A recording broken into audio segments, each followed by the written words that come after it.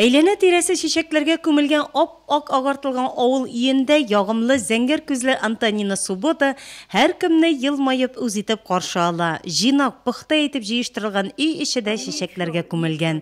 Юбилярны шулай якыннары, күршеләре, туганнары, аларның багалары 90 яшьлеге белән котлаган. Иң олы бүләк Россия президентына һәм район җитәкчесе Равил Кузюровтан.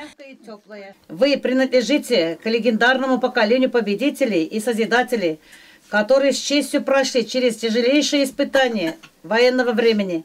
Война началась. Сугыш башланганда мин 7нче сыйныфны Шияле Олан авылында тәмамладым.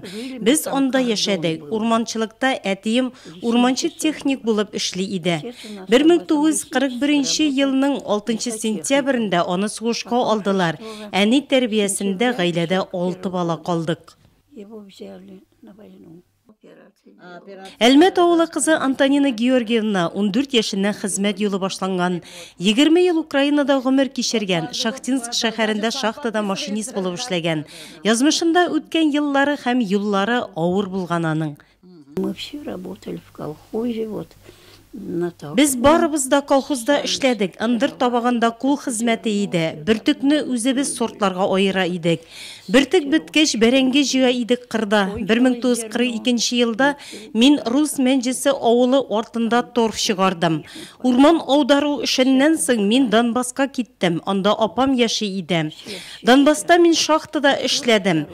Авырып киткәч мине укырга җибәрделәр. Мин механизмда күтәртмәле машинада машинист булып эшләдем.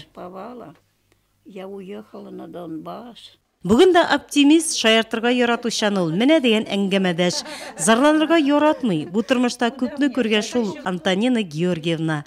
Туганның 3 баласын тәрбияләп үстергән. Зыялы итеп сөйләшү белән үзенә һәр кемне тартып тора.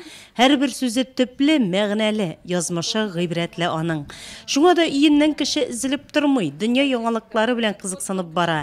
Әле бүген дә күзлексез газета, журналлар укый. 1 ел гына авыл китапханәсенә йөрми башлаганына. 1 ел элек кенә китапханәгә үзе йөри иде. Бик укырга яратучы китап укучыбыз ул безнең. Я очень люблю. Все книги перечитала и про войну. Бик нык укырга яратам мин. Барлык китапны укып чыктым. Сугыш турында да укыдым. Бөтен артистны беләсем килә. Бүгенге көнгә кадәр Дружба газетасын алдырам. Бөтен битләрен, барлык мәкаләләрен укып чыгам. Я от строчки до строчки. Озак яшәүнең серен дә гади итеп аңлата юбиляр. Я счастливый человек. Мин бәхетле кеше, мине яраталар, хөрмәт итәләр. Үзем дә кешеләргә гел яхшылык кына телим. Хәлемнән килгәнчә булышырга тырышам. Чем могу тоже. 19 ел Каравыл Тавы авылында гомер кичерүенә элек абыйсы биредә яшәгән, шуңа да Украинадан бирегә кайтып төпләнгән. Антонина Суббота картлыгында ялгыз түгел, һәр көнне социаль хезмәткәр килеп ярдәм итеп тора икән. Күршеләре дә гел янында. Күршебез шул кадәр киң күңелле, олы йөрәкле, мәрхәмәтле, чиста, уңган булган кунакчыл кеше ул безнең. Бүгенге көндә Егоркина авыл җирлегендә 25 тыл хезмәтчәне һәм 1 сугыш ветераны яши. Районыбызда юбилейларны бүләкләү дәвам итә. Июль аенда гына да 90 һәм 95 яшен тутыручы 5 тыл хезмәтчәне әнә шундый бүләкләргә лаек булачак. Елмаюлы карашлары белән үзе тәрбияләгән чәчәкләре янында һәр кемне 100 яшьлеген билгеләп үтәргә чакырып калды Антонина Суббота.